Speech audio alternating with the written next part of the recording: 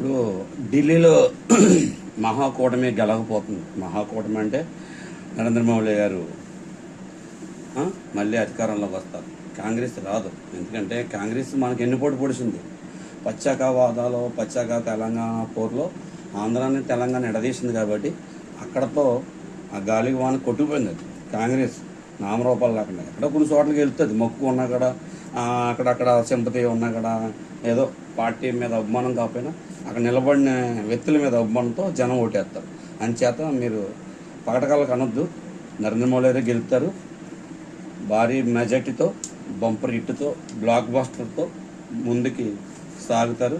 తెలుగుదేశం, జనసేన, నరేంద్ర మోడీ గారు మహాకూటమిలో ఎలా ముందుకు ఎలా గెలిచారో ఇది కూడా రాసి పెట్టుకోండి, గుర్తుపెట్టుకోండి. మండా వాసు, పశ్చిమ గోదావరి జిల్లా, పాలకొల్లు మండలం, నిట్టు ప్లేస్ సొంతూరు, అనపర్తి, తూర్పుగోదావరి జిల్లా.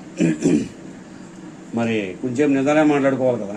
ఇప్పుడు కష్టం పడ్డది వాళ్ళే పైసా సాధించారు. అది నరేంద్ర మోడీ గారు సాధించారు. అంచేత నరేంద్ర మోడీ గారు కొన్నాళ్ళ పాటు మన పరిపాలన ఉండాలి. బీజేపీ గెలుతుంది. రాసి పెట్టుకోండి. వార్ వన్ సైడ్ వాసు చెప్పాడంటే ఇది యూట్యూబ్లో, ఫేస్బుక్లో, ఇన్స్టాగ్రామ్లో, వాట్సాప్ లైవ్లో కూడా వస్తుంది. అంతేంటంటే ఇందులో నా ప్రాణాలు పోయినా పర్లేదు. పోలీసు వాళ్ళు వచ్చి నాకు వార్నింగ్ ఇచ్చిన వెంటనే నేను ఏదో నిర్ణయం తీసుకుంటాను అన్నమాట. సావా రేవా ఇది మాత్రం వాస్తవం. ఎందుకంటే నేను తప్పుడుగా పెడతలేదు. రాజకీయం బాగుండాలని పెడుతున్నాను, ప్రభుత్వం బాగుండాలని పెడుతున్నాను. దేశం అంటే మట్టి కాదు, దేశం అంటే మనుషులోయ్ అనే ఒక ఆవేశంతో, మంచి సంకల్పంతో, కొత్త మెసేజ్ని జనానికి మనకు తీసుకురావడానికి కోసం. చదువు లేకపోతే సంస్కారం ఉంది, మానవత్వం ఉంది కాబట్టి మంచి ఎక్కడ ఉంటుందో చెడు కూడా అక్కడే ఉంటుంది. కానీ మనం మంచిని ఎదుక్కుంటూ వెళ్తేనే మనం ముందుకు వెళ్తాం, భవిష్యత్తులో బాగుంటుంది. అంతఃకరణ శుద్ధితో నరేంద్ర మోడీ గారు ఓటేసి గెలుపుతారు. జనం అందరూ కూడా ఆయన పక్షానికే ఓటేస్తారు.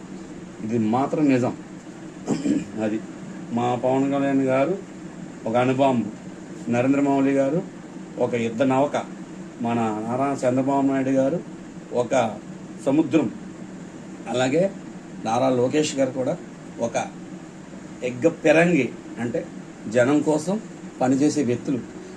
నిమ్మల రామానాయుడు గారు నైట్ అనక పగలనక వాన అనక అక్కడ మన వరద వచ్చినప్పుడు ఆయన ఎంత కష్టపడ్డారో ప్రజలందరికీ తెలుసు, చూశారు. ఆయన ఒక చిన్న గొడుగుతో అంత చలిలో దాన్ని మనకు రాకుండా ఆ విజయవాడ అండదండలకి దుర్గమ్మ